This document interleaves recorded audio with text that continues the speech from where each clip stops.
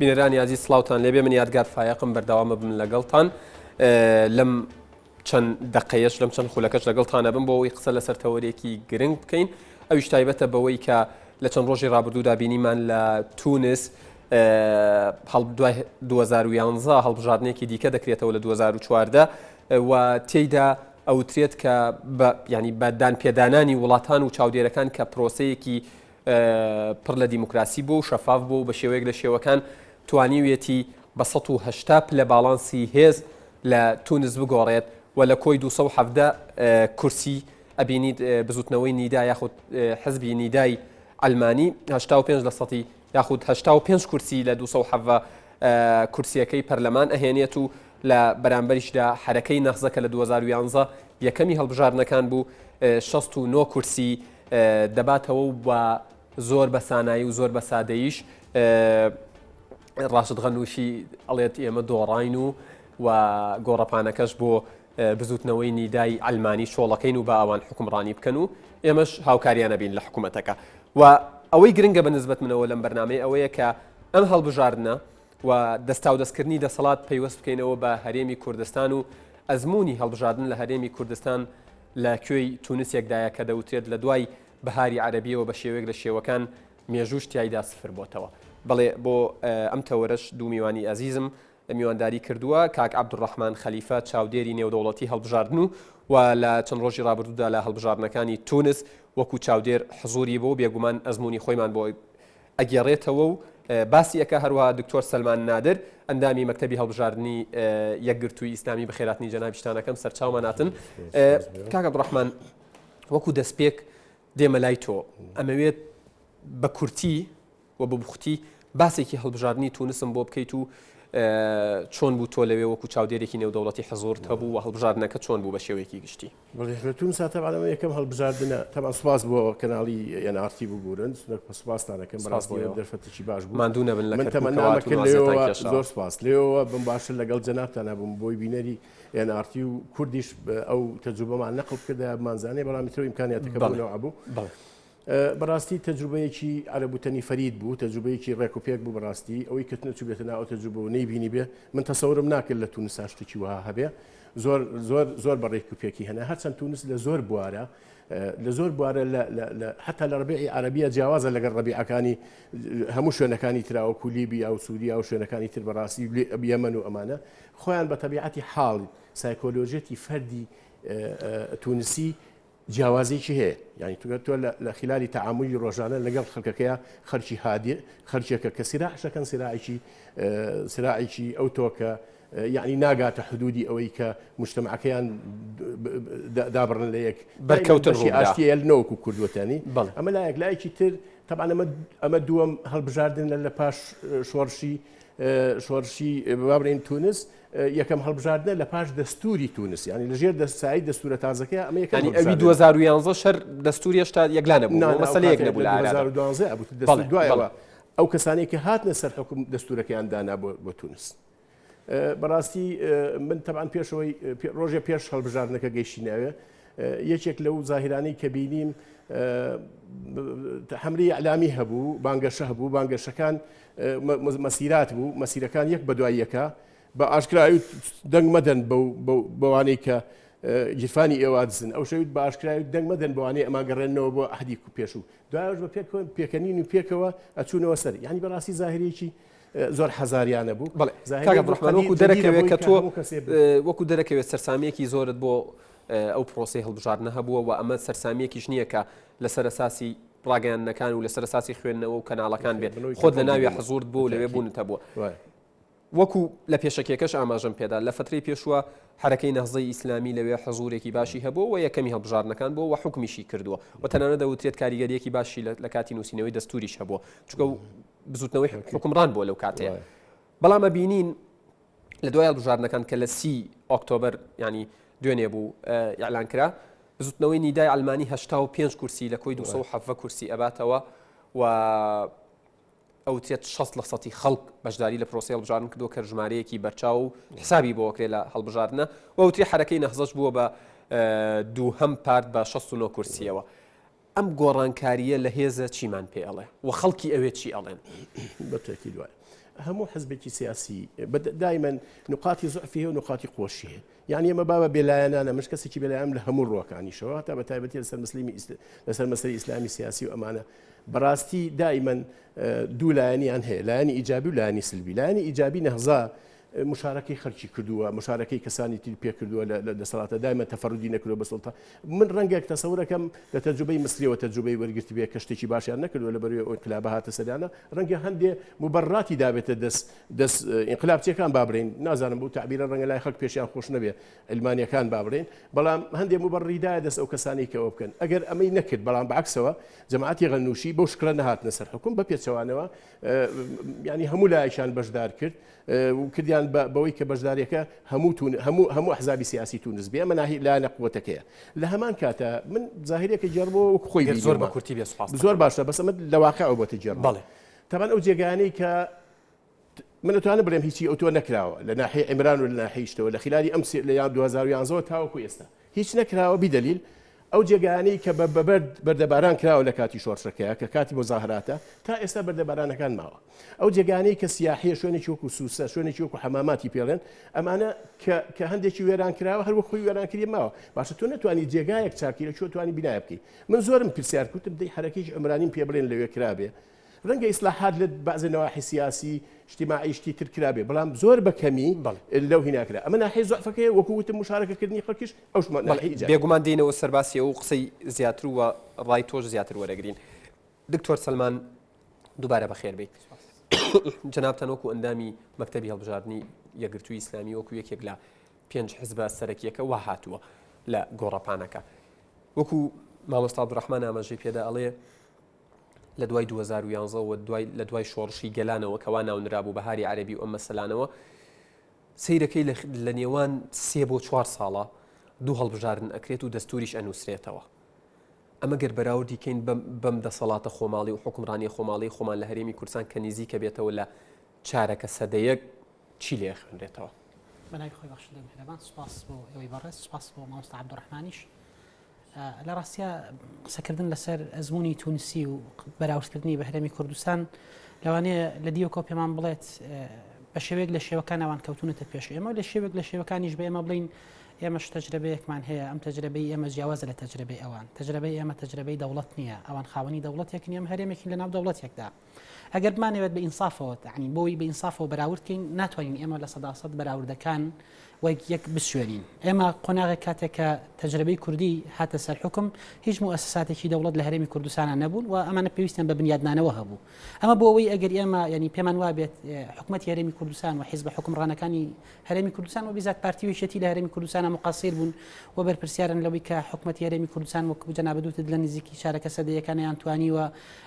زۆرێک لە زۆرەکان پێشکەوتنیشی ئەو تۆیان بە شێوەیەک لە شێوەکان سیستمیشی حکمڕانی تەندروست بنیاد بنێن ینی ئەمەش ڕەچاوەکەین ئەنجام قسانە ئەکەین ئەو بەراوردی کە پێمان دەڵێت تونسیەکان کاتێک کە شۆڕشیان کرد لە کۆتایی 2010 و لە سەرەتای 2011دا بە شێوەیەک لە شێوەکان ئاشتیانە ینی دەسەڵاتەکە بەجێهێڵرا و زۆر تونوتیژی تێدا نەکرد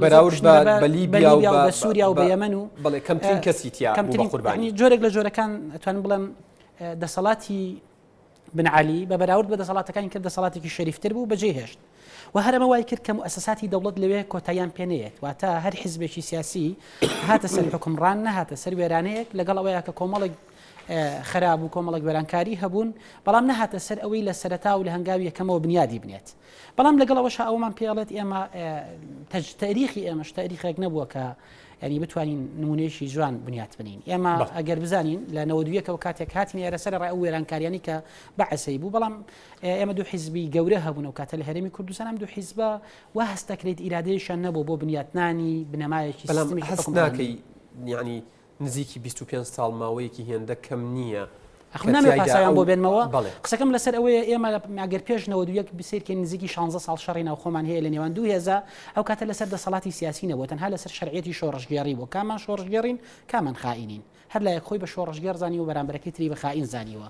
ئەم تەجربەیە کە هاتنەوە دوویەکەوە هاتەوە ئێرە ینی زۆرێک لە زۆرەکان ئەم درێژە پێدەری ئەو تەجربەیە بوو لە دنیای قسەیەکەیە لە هەر شۆڕشێک ئەگەر خەڵکە چەکدارەکان بیکەن چەکدارەکان حکومەت پێک ئێهێنن هەر شۆڕشێکیش ئەگەر خەڵکە مەدەنیەکە بیکە خەڵکە مەدەنیەکە حکومت پێکێنەوە یعنی شەرعیەتی سەوری هەر ئەوەیە ینی ئەو کێ شۆڕشی کرەوە بەرهەمەکەیشنێتەوە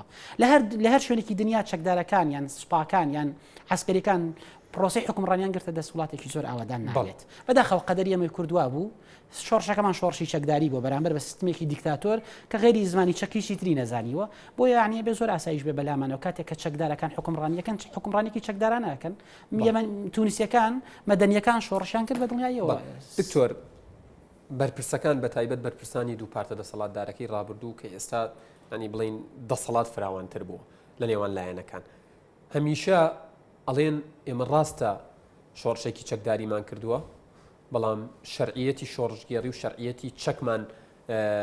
بە شێوەیەک لە شێوەکان ینی ئیمانمان پێنەبوو بڕوامان پێنەبوو ئیشمان لەسەر نەکردووە بەڵکو ئێمە دامەزراوەکانمان تەواوی لەسەر بنچینەی مەدەنی و شارستانی بنیاد بناون ئەمە لایەنێکی پرسیارەکەمان لایەنێکی تری پرسیارەکە ئەوەیە ئەنی زۆر جار کە نمونە ئەهێننەوە نمونەی ینی تۆ سەیرەکەی میسرەهێننەوە سووریا ئەهێننەوە یەمەن ئەهێننەوە لیبیا ئەهێننەوە تونس هێننەوە وەکو تەجروبەی لاواز وەکو تەجروبەی خراپ وەکو تەجروبەیە کە شایەنی ئەوە نیە چاویشی لێ بکەی کە قسە ئەکەن لە قسەکانیانە بەڵام ئەبینین لە تونس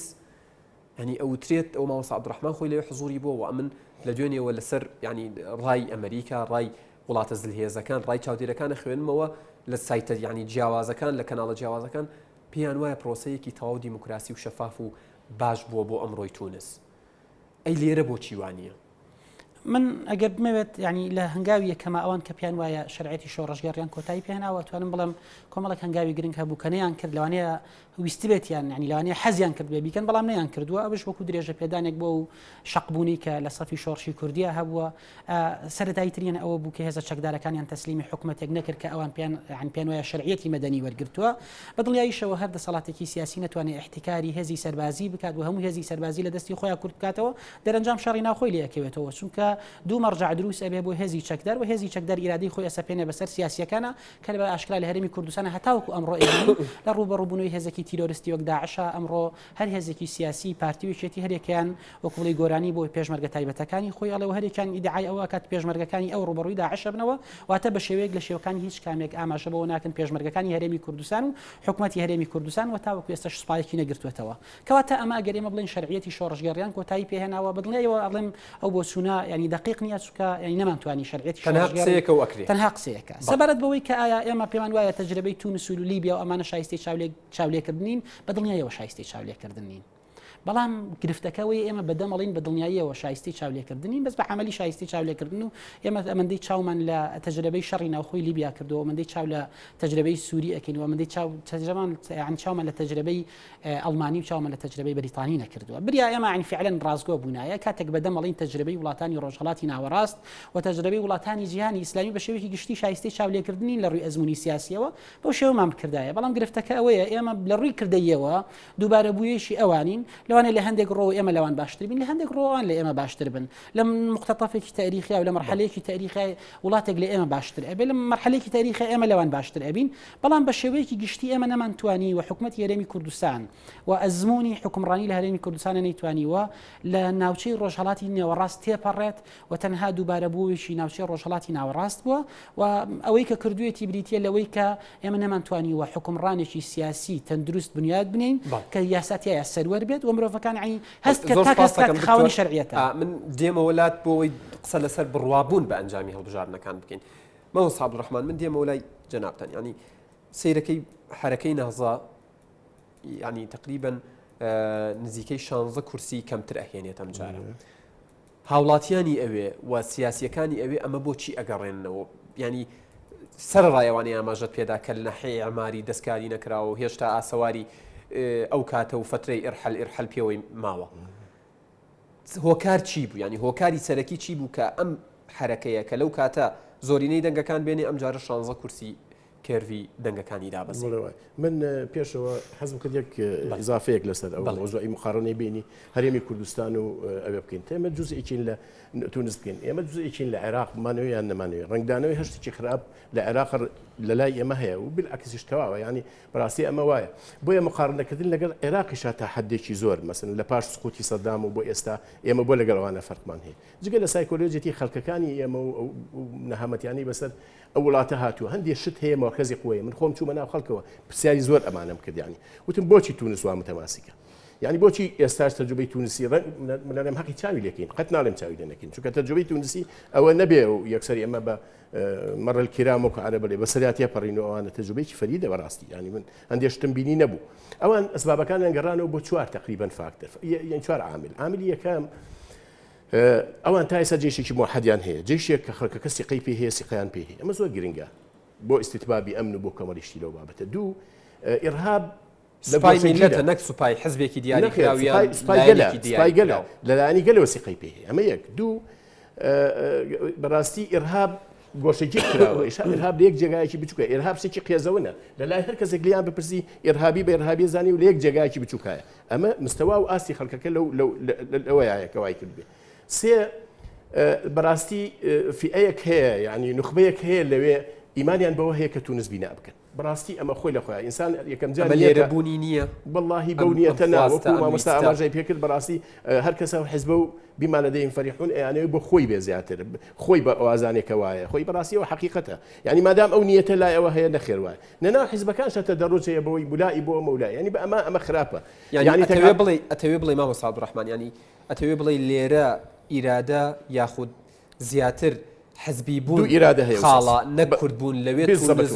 تونس بوون خاڵە بەڕاستی وایە ئەوە خاڵ من حەزەکەم یەکشتی تر بڵێم بۆی نێزیک بینەوە تونسی بوون بەبەست تونسی بوون بڵێ تونسی بوون گەیشتە ئاستێک ئەمازیغی بوونی کاڵ کردوێتەوە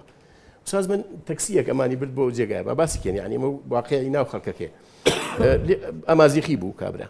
کە وەکو کوردە خۆتانزان دابش بۆتە سەر ئەوانە وتم تۆ ئەمازیغیت یا تونسی من فەخرەکەم بۆی کە تونسیم يعني وای لێ هاتووە وتم ئەی بۆچی ڕۆزۆخەکەی تۆ خصوصیەتی خۆت هەیە ئەو ئیتر وتم من کوردم و ئەوانە و باسی ئەومان کرد وتی لەبەر ئەوەی کەس لەگەڵ منە ئەوەی نەکردووە تەفریقەیەکی نەکردووە ڕاستە من بە زمانی خۆم ناخوێنم و ئەمە کۆمەڵیشتی لەو بابەتە هەستی نەکردووە جیاواز بێ لە تونسیەکی ڕاستانم خۆم تەرشیحەکەم بم بە ڕئیسی جمهور لە عێراقا بێ بە پێی شتی تر ئێستاش ببی بە ڕئیسی جمهور ئەگەر هەبێ یعنی بۆ وەکو حەقی فەرد وەکو حەقی تاک دوای ئیرادی جگە لە ئیرادەی فئە بابرێن نخبەکە ئیرادەیەکی شعبیش هەیە یعنی خەڵکەکە قبولی ناکە خەڵکەکە قبولی ئەفم کە دێمە سەر جوابی پرسیارەکەی جەنابەت وەکو من سەرەتا ئاماژەم پێ کرد باشی و خراپەکەم باس کرد لە نەخزەیە دووەم فاکتەری خارجیش لەوێ دەورە بینی یعنی بۆ نمونە مثل یعنی هیچ پەیوەندیەکی ببوورە بەڵێ هیچ پەیوەندیەکی بە میسرەوە هەیە کە ئەبینی خوانەکان من ویستم باسیەوە لە کەمتر لە ساڵێکە بالضبط من ویستم باسیەوە بکەم ڕەنگە ئەکەون و وەگەیان پێ نادرێت و ڕاستە من يعني ئەو تەجوبەیان بە جیاواز دەزانم غەنووشی ئەگەر متابعی تەسریحەکانی بکەی خۆی ئاماژە بەواکاری بوو تەجوبەی دووبارە دەبێتەوە يعني ئەوان تەجوبەی پێشوشیان ئینسان ڕێ قسەیە بۆ خوا بکەین بۆ هین بکەین بۆ حەق بکەین غەنووشی لە پێشە تەمان لە سەرەتایە هەر ئەوەی کردووە متابعی ئەو شتێک و هێزی قووەتیشە لەلای ئەو حتى يعني كأو كساني مشاركي بيكرد هر هن نبو يعني خويا نبو بعكسه كسي تكنوقراط يعني هنا يعني كد بمسؤول لو جيجا يعني كد بوي كهين بي اما خويا هنا بلام خلكك دادو بيدادتي لسر اوي كخدماتني امره خوت زاني معاناتي خلق زياتر لتيا زياتر لمعاناه الروجانه كيا زياتر لبجيوي جيانا زياتر لكوميشتي لو بابتها بويا خلق لو انا ناراضي بو كمشاريع نية كخدمة نية يعني أمانة هو كاري أمانة هو كاري مباشر وراس أخوان باشا ما مستعد الرحمن راشد غنوشي يعني سروكي حركي نهضة وحزبي نهضة لتونس راستو خود دوني لدواي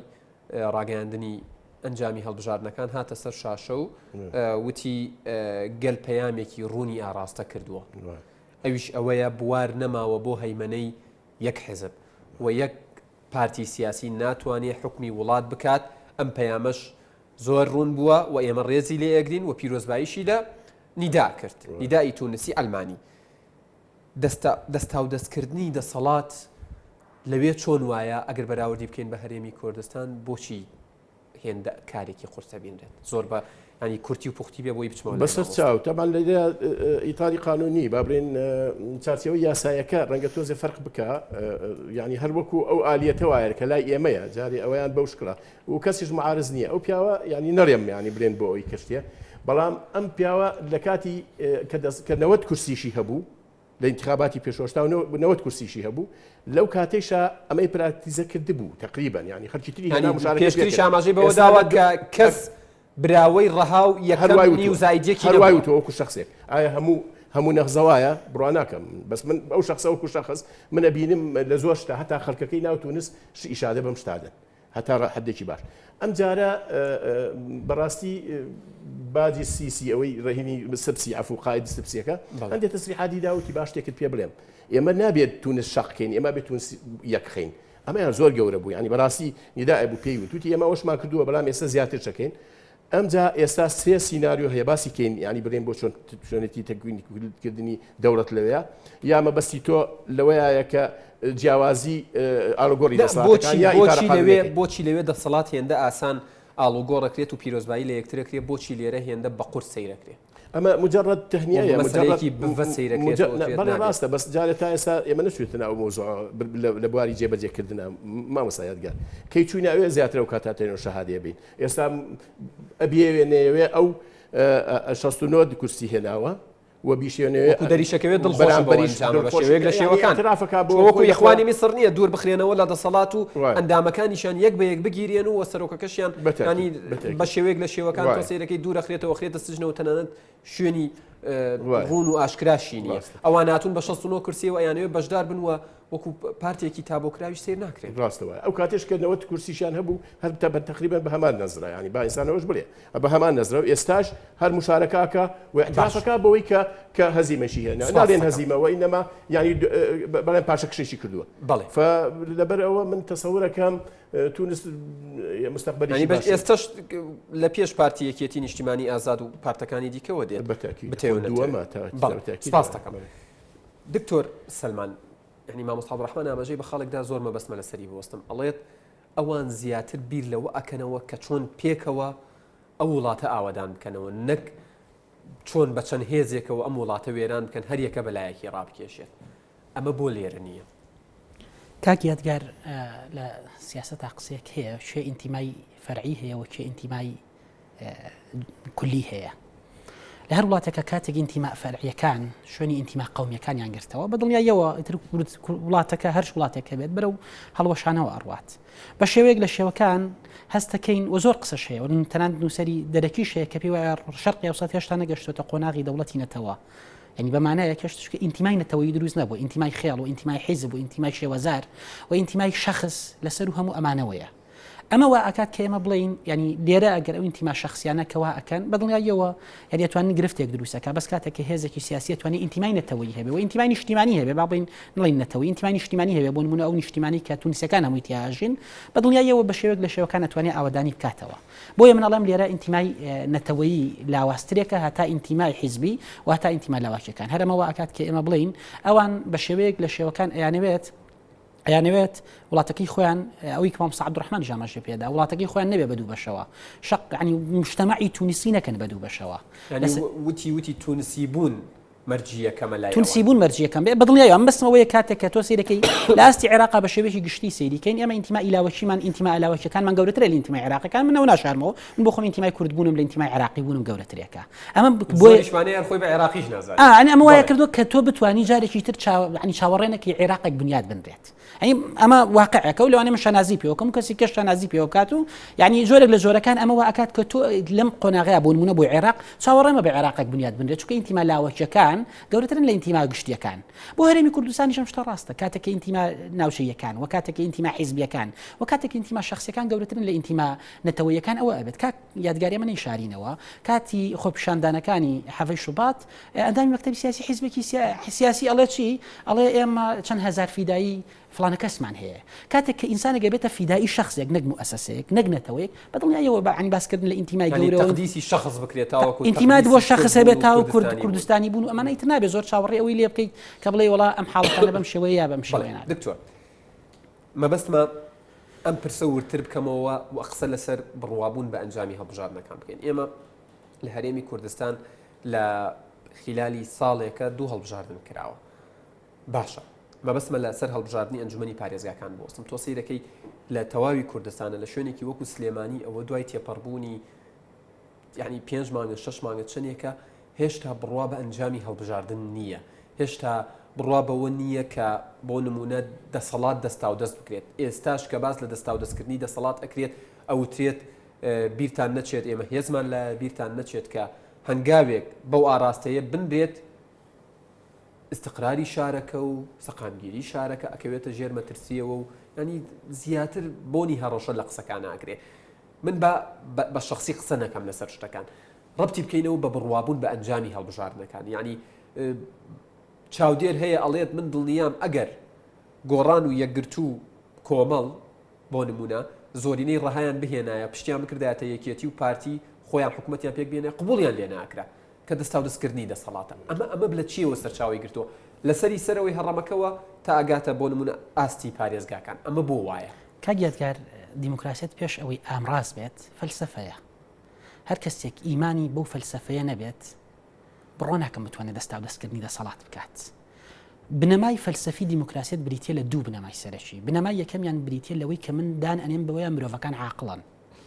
ئەگەر من هەر کات وەختیاری خۆیان بەدەستە نا عاقڵن ڕەشناڵن ینی مرۆڤێکی ڕەشناڵە و ئەزانێ چاکە و خراپەسیە و چاکە خرانی ئەمە خاڵ یەکەمێنێ ئەگەر ئێمە قبولمان کرد مرۆڤەکانی ئەم وڵاتە ئێمە مرۆڤی عاقڵن و ئەزانن چاکە و خراپەسیە و ئەزان بەرژەوەندی خۆیان چیە بەرژەوەندی نیشتیمانی چیە ئەمە خاڵێکم خاڵی دووەمێنە گەر ئەبێت ئێمە دان بنین بەو پێشگیمانە بنەڕەتیە کە مرۆڤەکانی هیچ نیشتیمانێ بە کۆ نەک وەک فرد لەسەر کاری نەئەخلاقی کۆ نابنەوە. یعنی ئەگەر ئێمە قبولمان کرد هەموو مرۆڤەکانی ئێمە بە جەمعی ئەزانن چاکەی و نیشتیمان چیە و خراپەی نیشتیمان چیە و ئەگبێش قبولیشیکەین دانیشمان نابەوەیە ناکری هەموو کۆمەلگا لەسەر کارێکی ناخلاقی کۆک بێتەوە کە بڵێ وڵا با خراپەکان بێنن بۆ وڵات ئەکرێت تاکێک 2 تاک لەبەر بەرژەوەندی شتێک گەمەم کات بەوە. هەر کاتێک کە ئینسانەکان ئەم ئیمانە قوڵەیان هەبوو بە دیموکراسیەت وەم ئیمانە قوڵەیان هەبوو بەم 2 بنەما فەلسەفیە گەورە بەدڵنیاییەوە دەستا و دەستکردنی دەسەڵات زۆر ئاسانە. ئێستا من لێرەوە ینی پێم وایە تونیسیەکان عالێمە عاقڵتر بوون چکە حکمێکیان بۆ خۆیان هەڵبژاردووە بۆ خۆیان باشە. ینی گەر یعنی ڕاشد غەنووشی کە یەکەمی هەڵبژاردننی پێشوو بۆ ئەم جارە بووە بە دووهەم گەر بۆ کەناڵەکانیش بێ گەر بۆ ئیعلامیش بێ گەر قسەیەکیش بێت ئەڵێت پیرۆستان بێت ئێوە یەکەم بوون ئێمە دۆڕان و گەلیش زۆر بەڕوونی پەیامی خۆی ڕاستە کردووە ئێمە ئەوەشیان نەوتووە. ئەم جەم بەستەکەم لەوەیە ینی ئێمە لێرە و کاتێک کە تحلیلی انتخاباتی تونسیەکەین ئەبێدان بەوەیە بنین شعبی تونسی لە ئێمە باشتر لە مەسلحەتەکانی خۆی زانێت و ناشکرێ و شعبە لەسەر کارێکی ناخلاقی کۆبوو بێتەوە و چاکەیان نویست بێ و خراپەیان نویست بێ کەواتە عنی شتێک چاک بناکرێ ئێمە دژایەتی بکەین ئەمە بڵنیایە بۆ ناوخۆی خۆشمان ڕاستە و ئەمە بکەین. خاڵی یەکەمیانە. خاڵی دووهەمیان ئەگەر ڕاشید غەنووشی ئەنجامی هەڵبژاردنەکان قبول نەکات چی ئەکات؟ بەڕاستی چی ئەکات؟ هێزێکی هەیە شەڕی پێ بکات؟ ئەتوانێت ینی بڵێت ئەگەر حکومت لە دەرەوەی من تشکیل بکرێت ینی نایڵم ئەی ڕوخێنم نایڵم ینی کۆمەڵک لەم بابەتانە کە بە ڕوونی ینی ئاماژەی پێکەین توانی بیکات بڵێن دەتوانێت پشێویەک ئێستا خۆم پێتەڵێم یادگار مەزروقی مصنف مەزروقی هەیە من بەدڵنیایە پشتی لەو ڕایەت ئەەکەم ڕئیسی جمهوری بوو 29 کورسی پێشووی هەبوو ئێستا 4 کورسی هێناوە ئەنجامیان هەڵبژاردنەکانی قبول ناکرد دوێنێ ڕایگەیاند ئەمە ئەنجامی هەڵبژاردنە قبول ناکەم. خۆ ڕاشد غەنووشیش ئەیتوانی وا بکە بەدڵنیاییەوە ئەبێ ئێمە جیاوازی بکەین لە 69 فەرقێکی زۆرە ئەبێ ئێمە جیاوازی بکەین لە بینی ئەم دوو موقیفەیە. بەڵام قسەکەم لەسەر ئەمەیە لە ڕووی فعلیەوە ئەگەر ڕاشید غەنووشی بیکە ئەو پەڕەتوانێ مزاهرەیەک بکە ئەو پەڕەتوانێ کۆمەڵک شت بکە بەڵام لەبەر ئەوەی سوپایەکی موحەد هەیە لە شێردەسی هێزێکی چەکدارانە ناتوانێت بەو شێوەیە نیشتیمانەکەی بکە بە دوولەتەوە. بەڵام لە هەرێمی کوردستانە ئێمە هەموو شتەکان بگێڕینەوە بۆ بنامایی کاتێک کە چەک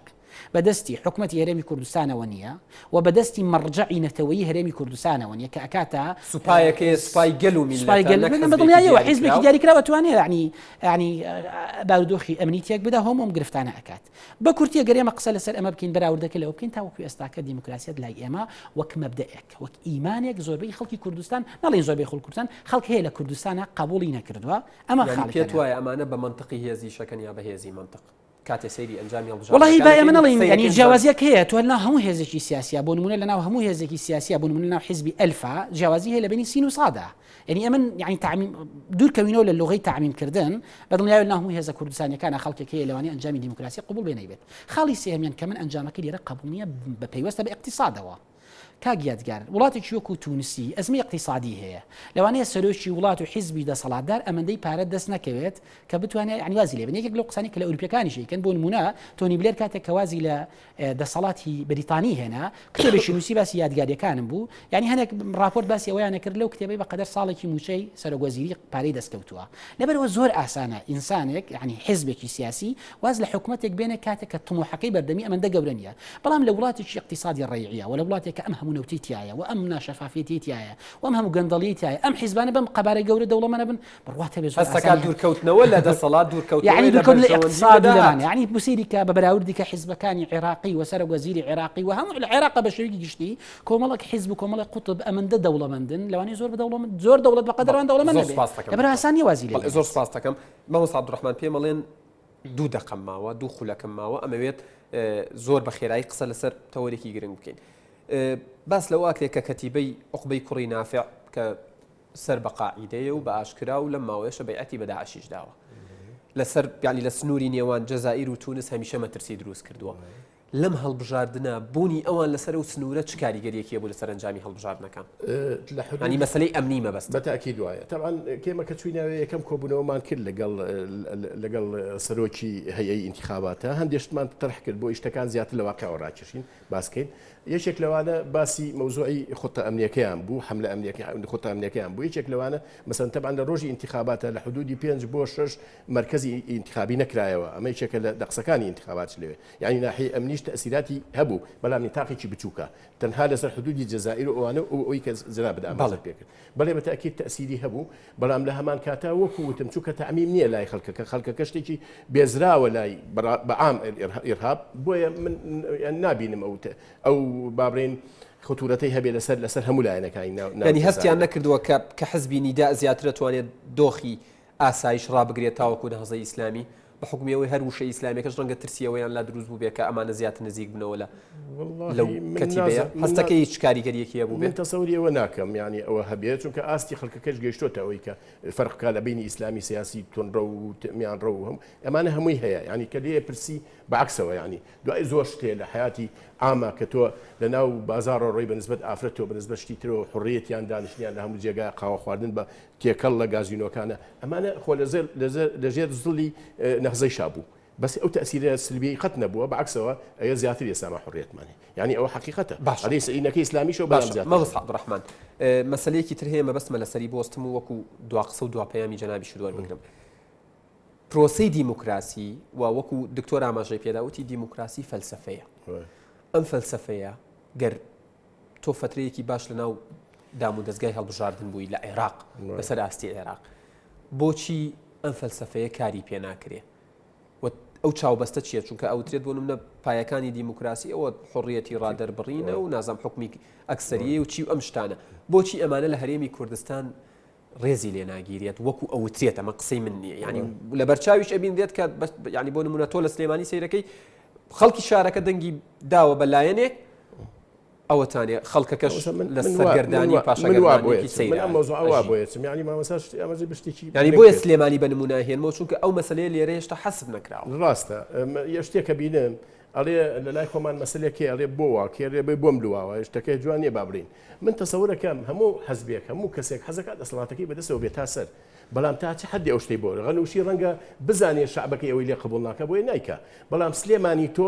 وا بۆ نیو ساڵە چیە بەبێ ینی انتخاباتی کردووە هەموو شتێکش و کەسانێک کە تەمەرودیان کرد لە مۆزوعە بۆچیت بێدەنگی خەڵک ئەمە مەسئولیاتی خەڵکە دواپەیامت مامۆستا دواپەیام ئەوەیە مەسئولیاتی خەڵک لە ئیدارە و لە دیموکراسیەت و لە مەسیلەی لە کاروانی دیموکراسیەتە زیاتر لە هەموو کەسێ ئەوە کەس خاوەنی نییە هیچ دەسەڵاتێ خەڵک خاوەنێتی ئیرادەی خەڵک خاوەنێتی هەر بۆیە و بێ خەڵکی شەست بکە کە ئەو دەسەڵات و ئەو خاوەنداریەتی هەیە بەتەکید و ئەبێ محاسبەیان بکە ینی بۆ بکە کە دەسەڵات بزانێت کە ئەو شتەی بۆ نالوێت ئەو کاتە ئەوش ئەوە ناکە دەسەڵات ئەوە ناکە بەڵام من متأکدم جەز نەبزی کردووە دەسەڵات بۆ ئەو کەسانی کە دەسەڵات دارن بۆیە دکتۆر دواپەیامت زۆر بە کورتی سوپاس بەڵام ئەگەر دواپەیام قسێک بێ لەسەر ئەوەی حیزبی نەهزە کاتێک کەمێک پاشەکشە ئەکا بەڵام بە بەراورد بە حیزبی مؤتەمەری من ئەجل جمهوریە ینی تاتمکۆ